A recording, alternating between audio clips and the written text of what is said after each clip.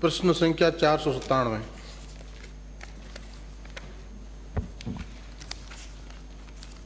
खंड 1। राशन डीलरों की मांग के अनुसार Rajasthan contractual hiring to civil post rules 2022 में नियमितीकरण कर सम्मिलित करने संबंधी प्रस्ताव वर्तमान में विचाराधीन नहीं है। खंड 2। राशन डीलरों की आयु 55 वर्ष से अधिक होने पर उचित मूल्य दुकानदारों के स्वेच्छा से लाइसेंस ट्रांसफर करने का प्रकरण वर्तमान में परीक्षणाधीन है। नंबर 3। राशन डीलरों को मानदेय कार्मिक घोषित करने संबंधी प्रकरण वर्तमान में विचाराधीन नहीं है। माननीय अध्यक्ष जी, पीडीएस सिस्टम की ऑप्टिमम कंडीशन में 3 किलोमीटर से ज़्यादा दूरी नहीं होनी चाहिए। इस हिसाब से 25 से 30 क्विंटल अलॉट होता है। कमीशन बनता है 3000। उसमें दुकान का किराया, बिजली का बिल, पोस्ट मशीन का, सिम का रिचार्ज, पेपर रोल, ये खर्चा। तो क्या सरकार उचित मूल्य दुकानों के लिए किराए का भुगतान महिला व बाल विकास विभाग के आंगनबाड़ी केंद्र की तरह करने और शेष व्यय की प्रतिपूर्ति का विचार रखती है? यदि हाँ तो कब तक? अध्यक्ष महोदय, इसमें भारत सरकार के रूल्स रेगुलेशन बने हुए हैं, उनके अनुसार निर्धारित किया जाता है। मैं खुद भी चाहता था कि राशन डीलर बहुत बड़ी तादाद में 27,000 हैं, उनको लेकर हमने वित्त विभाग को एक प्रस्ताव भेजा है और उस प्रस्ताव में हम ये चाहते थे कि पूरे देश में स्टडी करवा लिया जाए, हर स्टेट में, और इनको इतना पैसा तो मिले जिससे उनको परेशानी नहीं हो। क्योंकि हमारे पास ये रिपोर्ट है कि कुछ राशन डीलर्स ने इस्तीफे दे दिए क्योंकि कई जगह बहुत छोटे हैं। कुछ विधायक ये चाहते थे कि 250 पे भी कर दिया जाए, लेकिन जहाँ 250 पे कर रहे हैं वो तो हट रहे हैं, वो तैयार नहीं हो रहे। तो हमने भारत सरकार को भी लिखा है, राज्य सरकार को भी लिखा है, हम खुद चाहते हैं इनका मानदेय बढ़े, वो कोशिश हम पूरी कर रहे हैं। अगला प्रश्न श्रीमती शोभा चौहान। प्रश्न संख्या 458।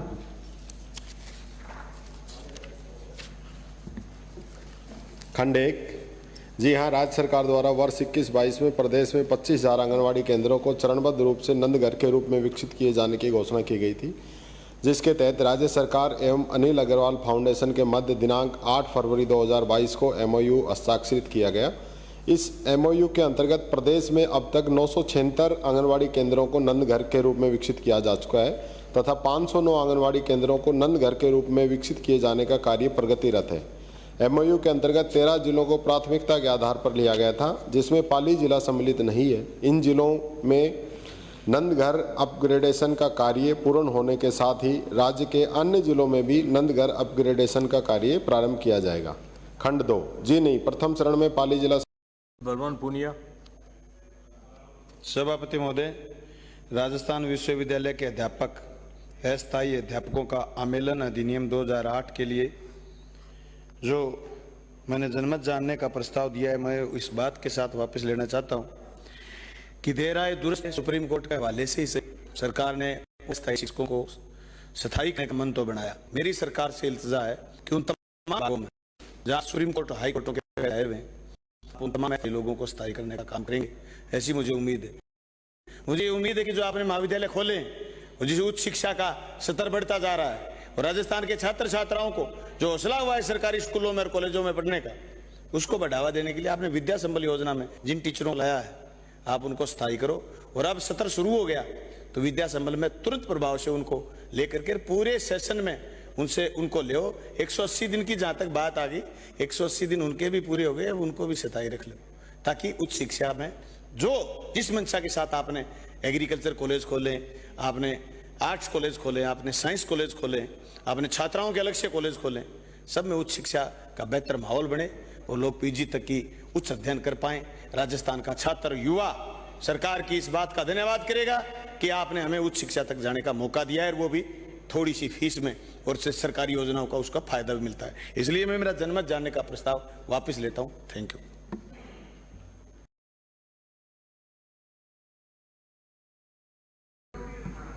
अध्यक्ष महोदय, इस राजस्थान में 2 मुद्दे बहस के लायक नहीं रहे।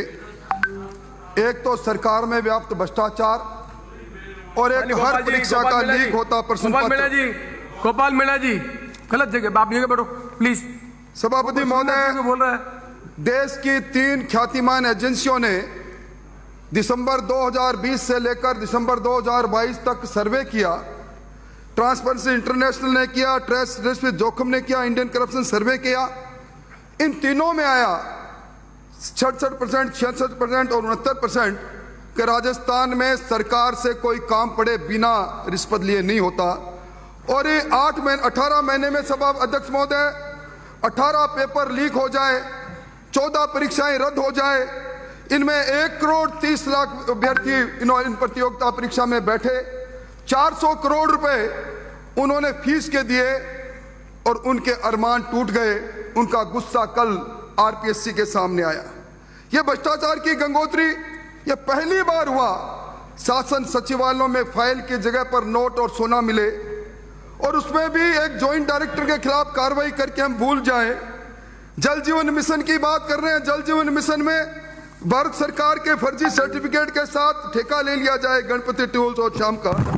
और अध्यक्ष महोदय, मैं निवेदन करना चाहता हूं, इस वीक सरकार में पेपर जो लीक हो रहे हैं, ये वीक सरकार में इस पेपर लीक के कारण मंदरपुरा नौहर का वो कन्हैयालाल पारिक सेकंड ग्रेड का पेपर लीक होता है, पिता को चिट्ठी लिखता है, पिताजी फिर पेपर लीक हो गया, मैं आपके अरमानों को पूरा नहीं कर पा रहा, आप अनाज मंडी के अंदर बोरी उठा के मुझे पढ़ा रहे हैं, कोचिंग दिला, मैं मेरे जीवन को खत्म कर रहा हूं।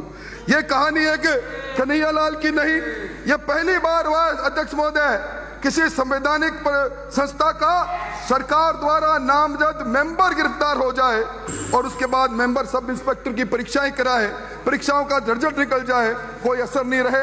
और अब मैं नाम नहीं लूंगा, पर यह प्रदेश कांग्रेस कमेटी की बैठक में जो चांदी का चरखा चलाकर जो सोने के तार निकाल रहे थे, उनके तार कहां मुड़ जाते हैं।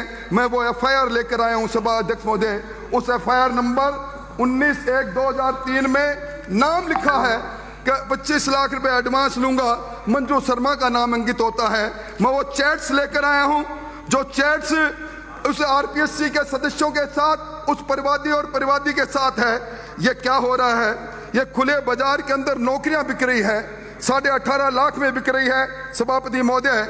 और ये यही नहीं, ये कहते हैं अब तो सभापति महोदय, अध्यक्ष महोदय, हद तब हो गई जब कल उच्च न्यायालय नोटिस देता है, आरपीएससी को नोटिस देता है, प्रिंसिपल सेक्रेटरी यूडीएच को नोटिस देता है, क्यों नहीं ईओ और आरओ की परीक्षा में भ्रष्टाचार प्राथमिकता से दिखाई दे रहा है, इनको रद्द कर दिया जाए। और एसीबी का प्रमुख क्लीन चिट दे देते हैं, और जब तक कि जांच अधिकारी कहता है विजय सिंह कॉल डिटेल की जांच होनी है। ये क्या माजरा है? कौन है ये राज्य मंत्री घुमंती जाति के लिए? आप किसके कल्याण के लिए कह रहे हो? ये गोपाल केसावत कौन है? ये आरपीएससी अब भ्रष्टाचार का तांडव बन गई है। हमारी मत मानो, पर उनकी तो मानो पायलट साहब के, जिन्होंने अपने पैरों की छालों की कसम खाकर कहा था आरपीएससी भंग होनी चाहिए। इसलिए मैं और मेरा दल, इस आरपीएससी ने अब तक जो परीक्षाएं रही है, इन सब की सीबीआई से जांच हो। आरपीएससी के मेंबरों के तार कहां से कहां तक जुड़े हुए हैं, ये पूरे तार एक दामन दागदार है। इस दागदार दामन के कारण से हमारी मांग है, हम अरमान लुटने नहीं देंगे नौजवानों को, अब नहीं सहेगा राजस्थान। और ये जो कुछ हुआ है, ये गोपाल केसावत ने जिस प्रकार आपने जुडिशियल सर्विस के अंदर किया, अब सहन नहीं किया जाएगा। राजस्थान का नौजवान न्याय मांग रहा है, पेपर लीक पर न्याय मांग रहा है।